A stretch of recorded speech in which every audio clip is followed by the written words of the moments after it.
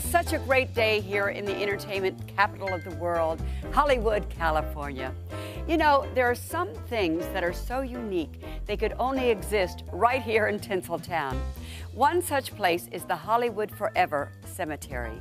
It's not just the final resting place for entertainment royalty.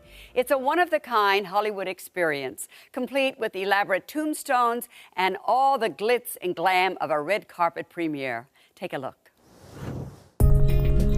The Hollywood Forever Cemetery is the place where many of Tinseltown's favorite stars have staged their final acts, complete with lavish funerals and stately monuments.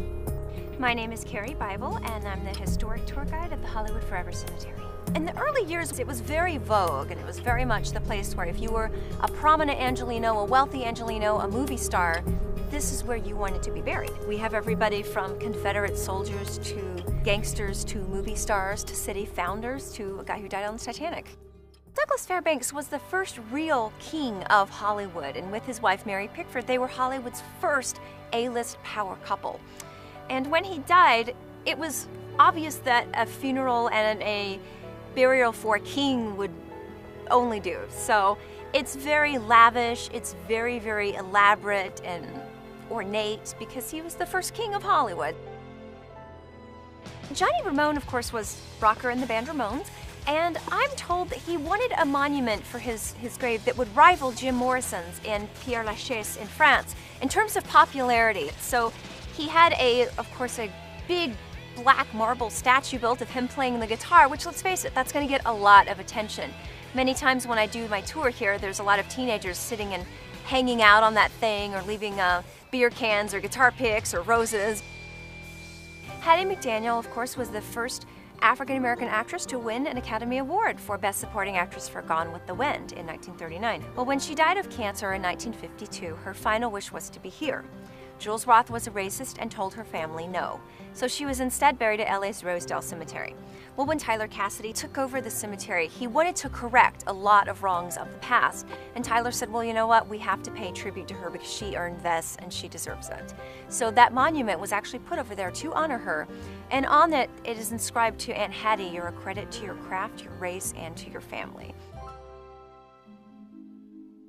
Rudolph Valentino was probably the most visited grave here. A lot of the male movie stars were more or less the all-American clean-cut man types. And Valentino wasn't. He was Italian, he was overtly sexual, he was unapologetic, and women loved it. He died very suddenly. He was 31 years old, and it was shocking. I mean, there were literally women committing suicide. Over 10,000 people lined the streets of New York to see his body lying in state. His body was shipped out here by train from New York to Los Angeles, and he was broke. And so June Mathis, the great screenwriter who had discovered him, she said, you know what, I've got some family cribs. Why don't we just put him in one of my crypts and then we'll figure out what to do later? That didn't exactly work out very well. June Mathis herself collapsed and died of a massive heart attack 11 months after Valentino. Now, on the day Valentino was laid to rest here, a young woman showed up wearing black and a veil, and she put roses on Valentino's grave, and every year on the anniversary of his death, she would show up in the black with the veil and place the roses on the grave, and it sort of became the legend of the Lady in Black. I decided to be the newest Lady in Black. I love Valentino, and I love the silent era, and my goal is just sort of to make that interesting to a whole new and hopefully younger generation of people. Now, of course, we all know that Hollywood is the center of the movie world, but Hollywood Forever has taken it one step further. Since 2001, thousands of moviegoers have gathered at the cemetery to watch classic movies with the pioneers of Hollywood. Well, at least among them.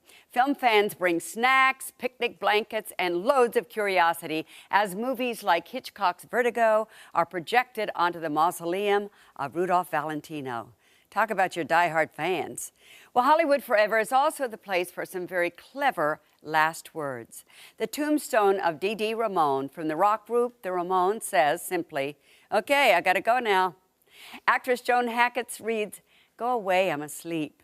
And my favorite is the tombstone of cartoon legend and man of 1,000 voices, Mel Blanc. His epitaph reads simply, that's all, folks. Like they say, only in Hollywood.